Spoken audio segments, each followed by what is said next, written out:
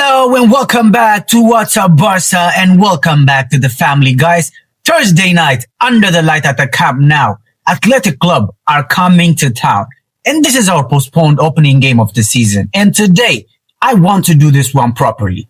We're going to start with Athletic Club because there's a lot happening at the club right now. A brand new manager, a bad start, and some players you know very, very well. Then, we'll come to our side of it, the team news, and there's one name in there that's going to get you excited. We'll talk Balde, we'll talk Álvarez, because that window is about to slam shut. And then, my 11, my prediction, and I want to see yours too. So get comfortable, and let's do this.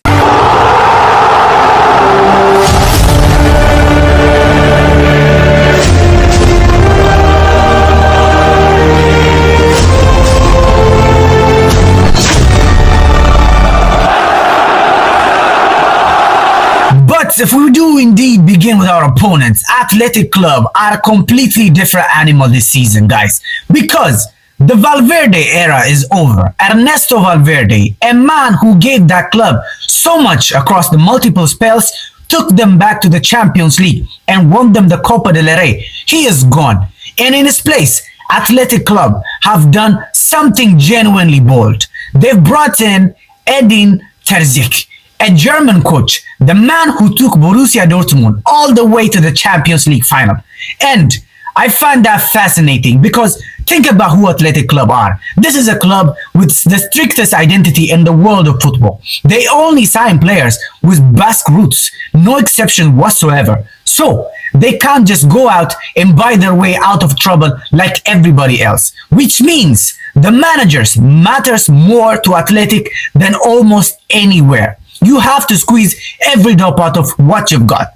And now, they've handed that job to a German who's never worked in Spain before. And so far, guys, that transition has been rocky because they've opened their season at home in front of their own supporters at the San Mamés, and they have lost 3-1 to Sevilla. At home, in front of their own people, in a new manager's first ever competitive game. And I want you to sit with that for a second, guys, because it tells you exactly what's coming this Thursday.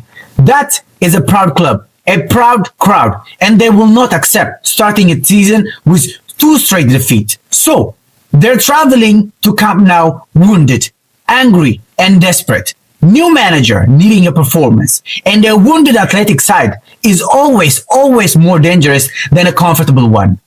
But then let's talk about the players they're bringing because there's real quality in that squad and few names that will stink for us because obviously there's Nico Williams and all this one hurts, doesn't it? We chased him twice, 2 summers running. We went for Nico. Flick obviously wanted him. The club were confident and both times it fell apart and he stayed for Athletic Club. And then he signed a mega long-term deal to commit his future there. So on Thursday, the winger we wanted in our shirt runs at our defense. He's electric, he's direct, he takes people 1v1, and he's a World Cup winner now too. He's the one I'm most worried about. And alongside him, his brother, Nico Williams. Pure pace, pure running, and never stop. And Julián Álvarez, who their goals from near field, and has been for many years. Unai Simons in goal, a proven big game international keeper, and Dani Vivian too, at the back, part of what's been one of the meanest defense in the league in recent seasons. And then of course there's Aymeric Laporte, and there's a funny little story here for us guys, because we've spent a chunk of the summer talking about him. He was on my list too. We like the profile, experienced, left-footed, exactly the center back we've been crying out for.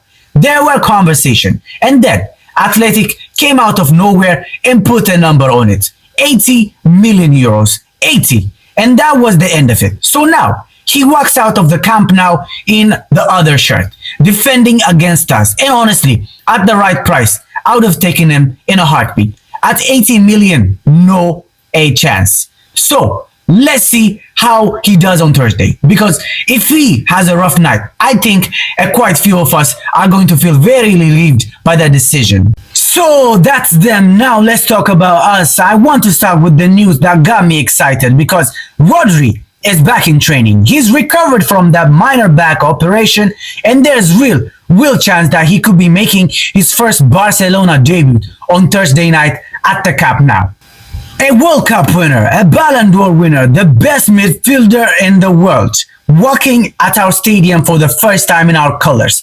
If you watch the Elche game, you know exactly why we need him, because for those opening 20 minutes, we struggled. We genuinely did. Elche were finding spaces between our midfield and our backline. We couldn't string passes together. The balance was completely off. And Rodri is the answer to that. He's calm, he's controlling, he's the man who slows everything down when a game gets messy. Now, I don't expect him to start. You don't rush anybody back from a back operation. But 30 minutes off the bench and that stadium is going to lose its mind. And listen guys, while I've got you here and while we're buzzing about this, if you're new around this channel, come into this properly. This is a home for people who don't just watch Barça. They feel Barça. The ones who grew up watching Messi, who still get goosebumps thinking about that number 10, and who genuinely love talking about this club at the level nobody else in their life wants to go to. That's who we are. Hit the subscribe and join us, because we're doing this whole season together. Every debut, every derby, every trophy. You belong with us. Come subscribe.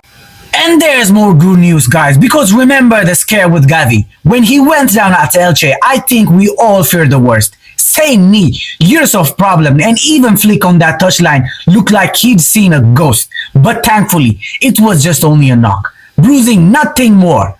He'll be back with the group very soon indeed. And that's a huge relief from our side. The bad news is, we're still out with Frenkie de Jong with that knee ligament problem, and young Bardghji is out for a long spell with a torn ACL, and genuinely that's one is heartbreaking. A young lad who'd impress people, who was in around the squad, and to have that happen to him is very horrible.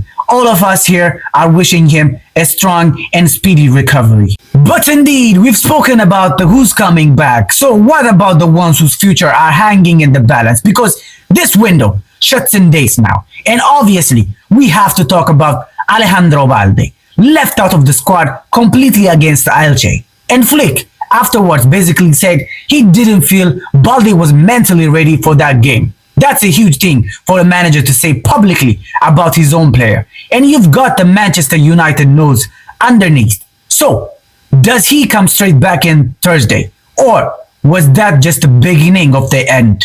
And here's my honest take. I don't think Balde is a bad player. There's a talented footballer in there. He's still young. I wouldn't be one to be surprised if he went somewhere else in Europe and absolutely becomes magical. But has he improved under Fancy Flick? Has he taken the next step?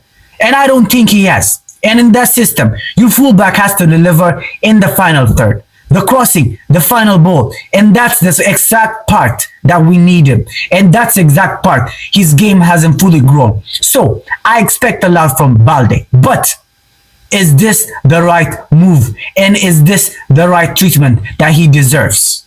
And then there's Julián Álvarez, and this saga is getting uglier by the day, because if you saw what happened at the Metropolitano, an entire stadium whistling at their own player, not a few, the whole ground. He comes on, it's hostile. He walks off, it's hostile. I genuinely never seen anything like this happen before. And the reporting is Atletico would rather sell him anywhere than us. So, with this window about to slam shut, this really is it. Now or never. I'll say what I've said all along.